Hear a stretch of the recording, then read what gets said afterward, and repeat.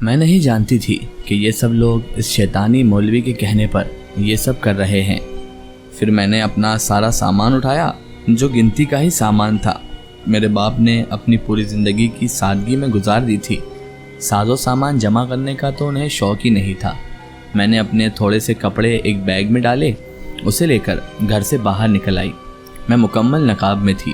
لوگ مجھے حقارت بھری نظروں سے دیکھ رہے تھے۔ ان کی نظروں میں میرا وجود ایک گندگی تھا، کیونکہ اس رات انہوں نے مجھے ایک لڑکے کے ساتھ پکڑ لیا تھا۔ میں سوچنے لگی کہ خدا کی زمین بہت بڑی ہے، کوئی نہ کوئی تو مجھے اس دنیا میں پناہ دے کر اپنے پاس رکھ لے گا۔ میں کسی شیلٹر ہوم میں جانے کا ارادہ کر رکھتی تھی۔ بہن کے گھر جانا بھی ٹھیک نہ تھا، اس کے سسرال والے پہلے ہی بہت ظالم تھے، نہ جانے مجھے قبول کرتے یا دھکے دے کر گھر سے باہر نکال دیتے۔ چلتے چلتے میں بری طرح تھک گئی تھی۔ آس پاس مجھے کوئی بھی شیلٹر ہوم نظر نہیں آیا تھا۔ زندگی میں پہلی بار میں گھر سے اس حالت میں نکلی تھی۔ اپنے ماں باپ کی یاد نے ستایا تو تھا۔ ایک درخت کے نیچے بیٹھ کر رونے لگی۔ تبھی اچانک کسی نے میرے سر پر ہاتھ رکھا تھا۔ میں نے چہرہ اوپر کیا تو سامنے ایک بوڑھی عورت موجود تھی۔ اس کی حالت سے لگ رہا تھا کہ وہ ایک فقیرنی ہے۔ میں اسے دیکھ کر گھبرا گئی۔ پھر وہ کہنے لگی، کیا تم لاوارث ہو؟ میں دیکھ رہی ہوں کافی دیر سے تم اس سڑک پر بیٹھ کر رو رہی ہو۔ میں روتے روتے کہنے لگی، ہاں، ظالم دنیا نے مجھ سے میرے ماں باپ چھین لیے۔ میرے سر پر ہاتھ رکھنے والا کوئی بھی نہیں۔ وہ مسکراتی اور کہنے لگی، میں بھی ایک اکیلی عورت ہوں، تم میرے ساتھ چلو، میری جھوپڑی میں رہ لینا۔ جب کوئی دوسرا ٹھکانہ مل جائے تو پھر بھلے ہی وہاں سے چلے جانا۔ فی الحال رات ہونے والی ہے، تمہارا یہاں رکنا مناسب نہیں ہے بیٹا۔ مجھے یہ عورت قابل بھروسہ لگ رہی تھی۔ پھر وہ مجھے اپنے ساتھ لے کر جانے لگی۔ میں حیران تھی کہ یہ مجھے جنگل کی طرف لے کر کیوں جا رہی ہے، وہاں تو بالکل ویرانی اور سناٹا تھا۔ پھر وہ مجھے کہنے لگی، یہاں میں اکیلی رہتی ہوں کیونکہ باہر کی دنیا میں لوگ مجھے رہنے کی جگہ نہیں دیتے۔ یہاں پر کوئی جگہ خالی کرنے کے لیے نہیں کہتا، اسی لیے اپنا ٹھکانہ اس جنگل میں بنا لیا۔ پورا دن مانگ مانگ کر گزارا کرتی ہوں، بس اپنا پیٹ بھر لیتی ہوں، اور بھلا زندگی میں چاہیے ہی کیا۔ میں دل میں سوچنے لگی کہ ابا نے تو کبھی بھی مجھے گھر سے باہر قدم بھی نہیں رکھنے دیا، لیکن اب دنیا نے مجھے اپنی ٹھوکروں پر رکھ لیا تھا۔ پھر میں اس فقیرنی کے کٹیا میں جا کر بیٹھ گئی۔ تھوڑا سا سامان تھا، 2-4 پلیٹیں، ایک پتیلا جس میں وہ کھانا وغیرہ رکھ لیا کرتی تھی۔ ایک زمین پر چادر بچھی ہوئی تھی، تمبو سا بنا کر اسے ایک گھر کی شکل دے دی گئی تھی۔ میں وہیں اس بڑھیا کے ساتھ زمین پر لیٹ گئی۔ آنے والے وقت کے بارے میں سوچنے لگی کہ نہ جانے زندگی میرے ساتھ اور کیا کیا کھیل کھیلنے والی تھی۔ ابھی سوئے ہوئے مجھے تھوڑی ہی دیر ہوئی ہوگی کہ اچانک ہی میری ایک مردانہ آواز سے آنکھ کھل گئی تھی۔ میں نے اٹھ کر دیکھا، وہ بڑھیا تو اس کٹیا سے غائب تھی۔ میں اٹھ کر باہر آنے کی کوشش کرنے لگی، لیکن اچانک میرے کانوں میں آوازیں آنے لگی، یہ لڑکی بہت خوبصورت ہے، اسے ساتھ لے جاؤ، مجھے کوئی اعتراض نہیں، لیکن مجھے اپنے پیسے پورے چاہیے۔ دیکھو، یہ 5ویں لڑکی ہے جو میں تمہارے لیے لے کر آئی ہوں اور تمہیں دے رہی ہوں۔ میرا جسم بری طرح لرزنے لگا۔ میں نے اسے اس کے تمبو سے باہر جھانک کر دیکھا۔ وہ ایک لمبے چوڑے وجود والا کالا سا انسان تھا جو اس بڑی عورت سے یہ سب باتیں کر رہا تھا۔ شاید وہ لڑکیوں کا دلال تھا جو لڑکیاں خرید کر بیچا خریدی کیا کرتا تھا۔ اب میں بری طرح کانپ رہی تھی کیونکہ میں بہت زیادہ ڈر گئی تھی۔ آخر یہ سب میرے ساتھ کیا ہو رہا تھا؟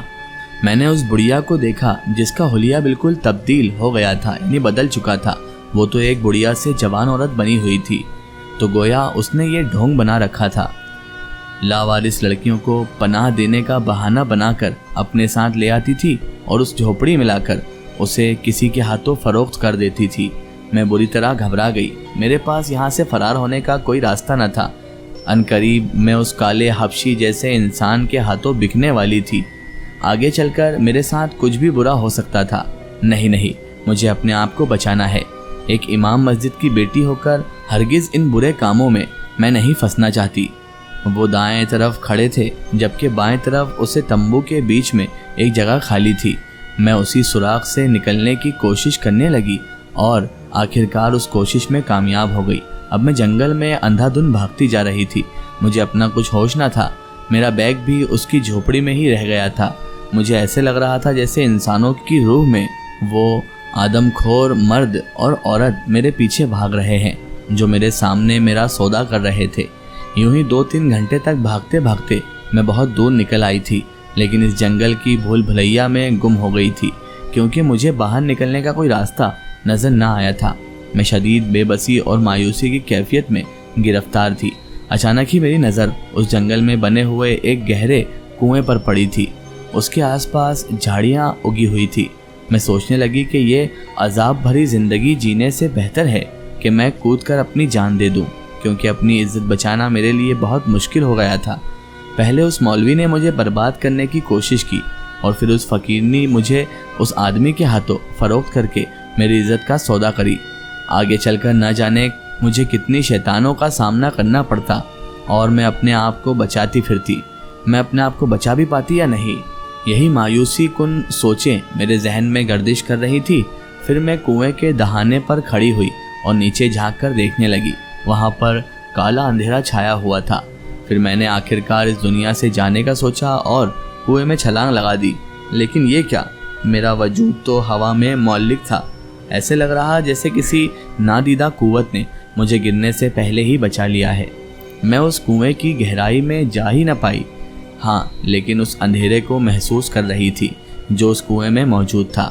میرے حواس جاتے رہے، مجھے کچھ ہوش نہ رہا تھا کہ آخرکار میرے ساتھ یہ سب کیا ہو رہا ہے۔ جب ہوش آیا تو میں نے اپنے آپ کو ایک نرم دہ بستر پر موجود پایا تھا۔ میں سوچنے لگی کہ میں کہاں ہوں۔ ارد گرد بے تحاشا پھول رکھے ہوئے تھے، کوئی چمیلی کے تو کوئی گلاب کے۔ ان کی خوشبو پورے کمرے میں پھیلی ہوئی تھی۔ کیا میں مرنے کے بعد کسی جنت میں آ چکی ہوں؟ لیکن نہیں، میں بھلا جنت میں کیسے آ سکتی تھی؟ میں تو حرام موت مرنے کا فیصلہ کر چکی تھی۔ میں نے تو ہمیشہ کے لیے اپنے لیے دوزخ کا انتظام کر لیا تھا۔ تبھی داخل دروازہ کھول کر کوئی اندر آیا تھا۔